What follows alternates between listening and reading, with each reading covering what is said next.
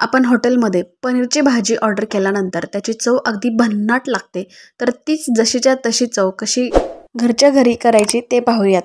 तर सर्वात प्रथम आपण कांदे कापून घेऊयात आणि कांदे आपल्याला 3 मध्यम आकाराचे किंवा मोठ्या आकाराचे कापायचे आहेत। तर आपल्या भाजीच्या हिशोबाने आपल्याला मेजरमेंटनी हे कांदे घ्यायचे आणि त्यानंतर त्यामध्ये लसूण पाकळी टाकायची आहे 5 ते 7। छान असे परतले गेले की आपल्याला त्यात टाकायचं आहे टोमॅटो। तर इथे मी 1 ते 2 टोमॅटो मोठ्या आकाराचे कापून टाकलेले आहेत। तर यामध्ये आलं सुद्धा ॲडजस्ट केलेलं आहे।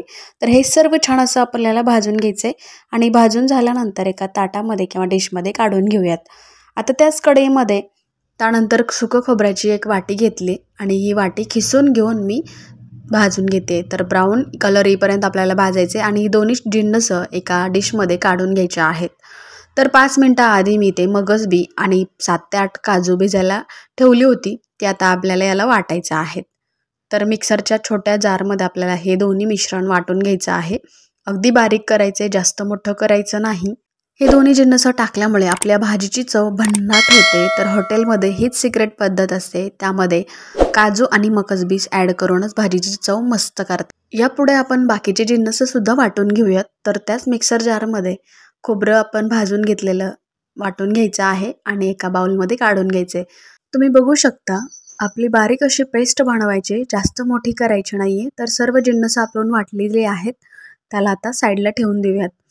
आता यानंतर आपण पनीरकडे वळूयात। तर पनीर आपल्याला घेण्याच्या आधी किंवा कापण्याआधी स्वच्छ धुवून घ्यायचे, कारण दुकानातून, डेअरीमधून किंवा कुठल्याही किराणा स्टोअरमधून आपण आणल्यानंतर पॅकिंग केलेलं असतं, त्यामुळे आपल्याला याला स्वच्छ धुवायचे। त्यानंतर असे बारीक काप करून घ्यायचे आहेत।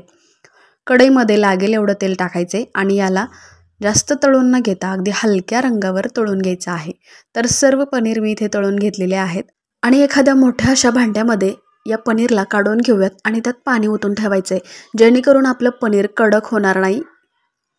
आता लगेच त्या कढईमध्ये जे शिल्लक राहिलेलं तेल होतं त्याचमध्ये कांदा, लसूण आणि आलं याची पेस्ट होती, तर ही सगळी प्युरी यामध्ये टाकायची आणि छान अशी मिक्स झाल्यानंतर 5 मिनिटांनी आपल्याला खोबऱ्याचं वाटण टाकायचं आहे। तर खोबऱ्याची सुद्धा प्युरी टाकल्यानंतर एखादं मिनिटभर आपल्याला परतायचं आहे आणि 5 मिनिट शिजल्यानंतर काही मसाले ॲड करायचे आहेत। तर इथे घरगुती मसाले आहेत, जे की गरम मसाला टाकलाय, पनीर मसाला आपल्याला शेवटी टाकायचा आहे। त्यानंतर हळद आहे, घरगुती लाल मसाला आहे। तर अगदी घरगुती मसाले आपल्याला टाकायचे आहेत, जास्त मसालेदार आपल्याला करायचं नाही आहे। तर छान असं मिक्स झाल्यानंतर लगेच आपण यामध्ये पनीर ॲड करूया। तर पनीर टाकायचं आहे, जास्त पाणी ओतायचं नाही। तर हे बघा, सुरुवातीला आपल्याला पाणी ओतायचं नाही आहे। त्यानंतर आपण जे काजू आणि मगजबी याची प्युरी बनवली होती ती यामध्ये ॲड करायची आहे। प्युरी टाकल्यानंतर परत एकदा आपण याला छान असं परतून घेऊयात आणि यामध्ये पनीर मसाला टाकायचा आहे। पनीर मसाल्याऐवजी तुम्ही पनीर टिक्का मसाला 1 ते 2 चमचे टाकलात तरी उत्तम आहे, आपल्या भाजीची चव अगदी छान लागते। तर अशा प्रकारे घरगुती मसाला अगदी कमी मसाल्यांमध्ये आपल्याला बनवायचा असेल तर साधा पनीर मसाला टाकायचे आणि जास्त याला शिजून द्यायचं नाही आहे, फक्त 1-2 मिनिट आपल्याला शिजायला ठेवायचे आणि त्यानंतर सर्वात शेवटी चवीनुसार मीठ टाकायचं आहे। तर छान असं शिजल्यानंतर आपण याला आता झाकून ठेवूयात। तर हे बघा, झाकल्यानंतर एखाद्या मिनिटानंतर लगेच काढायचे आणि तुम्हाला दिसत असेल मस्त आपला पनीर असं शिजल्याला गेलेला आहे। आता यामध्ये आपल्याला लागेल एवढं पाणी ॲड करायचं आहे। तर इथे मी थोडंसं पाणी टाकलेलं आहे। आपण जे मिक्सरच्या भांड्यामध्ये मिश्रण वाटलं होतं त्याचमध्ये थोडंसं पाणी ॲड करून त्या मिश्रणाला मिक्स करून पाणी थोडंसं ॲड केलेलं आहे। सर्वात शेवटी गार्निशिंगसाठी छान अशी ताजी कोथिंबीर टाकायची आहे आणि आपली भाजी मस्त तयार झाली आहे। तर मग पाहिलं ना मैत्रिणींनो, किती सोपी आणि छान अशी आपली पनीरची भाजी होते। नवशिक्यांनी पहिल्या क्षणी ही येणारी अशी रेसिपी आहे।